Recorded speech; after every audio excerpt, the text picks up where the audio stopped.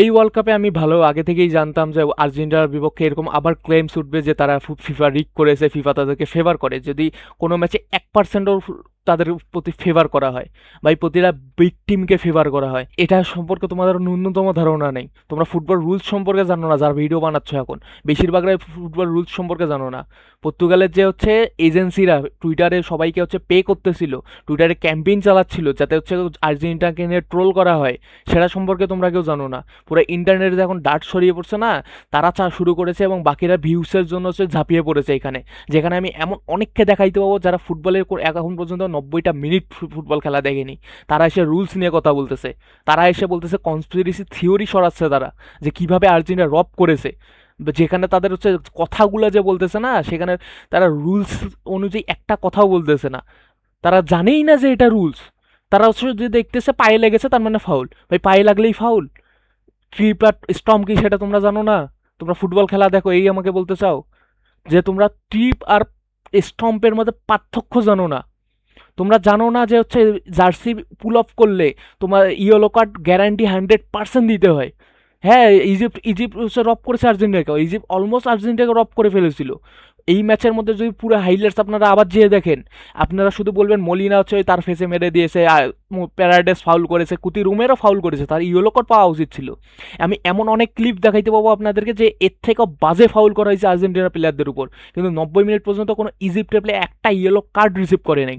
তারা রিসিভ করেছে 90 মিনিটের পর, তবু হচ্ছে আর্গুমেন্টের জন্য, ফাউলের জন্য না। এবং আর্গুমেন্টের জন্য এটা খুব নর্মাল কার্ড দেওয়া, যেটা আপনারা আবার বলবে যে রিক করেছে তাই দিয়েছে।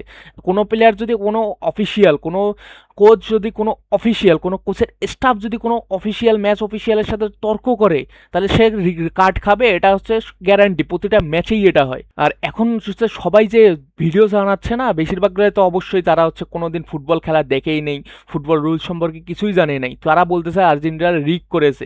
ভাই একটার প্রমাণ দেখাইও তো।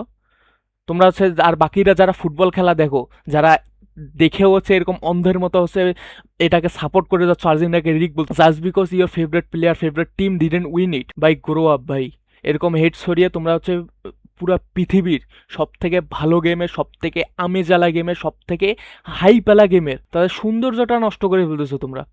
পুরা শুধুমাত্র তোমাদের আইডল যে হচ্ছে এই টুর্নামেন্ট জিততে পারেনি, তাই তোমরা পুরো টুর্নামেন্টের ক্রেডিবিলিটি নষ্ট করে দিতেছো, পুরো টুর্নামেন্টের সৌন্দর্য নষ্ট করে দিচ্ছ। তোমরা ওই টিমগুলোকে দেখো যারা হচ্ছে এইখানে কোয়ালিফাই করার জন্য কান্না করতেছিল মাঠে, যারা একটা ম্যাচ খেলে কান্না করতেছিল মাঠে, তাদেরকে গিয়ে জিজ্ঞেস করো ওয়ার্ল্ড কাপ খেলার ইমোশনটা কি। তোমার আইডলকে জিজ্ঞেস করো না, তার জন্য ইউরো অনেক ইকুইভ্যালেন্ট ওর জন্য। ওকে নিয়ে ওয়ার্ল্ড কাপের কোনো কথা বলিও না।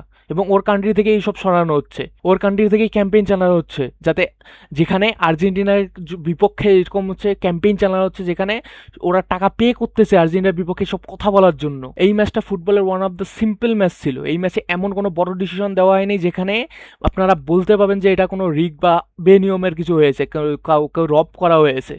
এই ম্যাচের মধ্যে শুধু একটাই বড় ডিসিশন যেটা হচ্ছে দেওয়া হয়নি, যেটা একদম 100% ইয়েলো কার্ড ছিল, সেটা জিকোর সেই ইয়েলো কার্ডটা।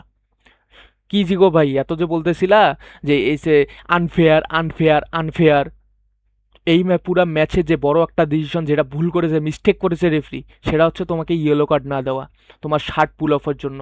গোল সেলিব্রেশনে যে তুমি শার্টটা খুলে ফেলছিলা, এই সম্পর্কে কেউ কিছু বলে নাই। কেউ হচ্ছে মুখ খোলে নাই যখন প্যারাগুয়ে ভার্সেস জার্মানির ম্যাচ হয়েছিল, তখন কোনো রিস্ক ছিল না। যখন কলম্বিয়া ভার্সেস পর্তুগাল হয়েছিল, যখন ইংল্যান্ড ভার্সেস ঘানা হয়েছে, যখন পর্তুগাল ভার্সেস ক্রোয়েশিয়া ম্যাচ হয়েছে, ওই ম্যাচে তখন কেউ রিক বলে নাই। আর এই ম্যাচে যেখানে কোনো কিছুই ঘটে নেই, সেখানে এসে আপনারা বলতেছেন রিক রিক, আর পুরো ইন্টারনেট এরকম পুরো নোংরা হয়ে গেছে, সবাই শুধু ভিউয়ের পিছনে দৌড়াচ্ছে। Grow up guys, grow up. Watch the football with your eyes, not your as.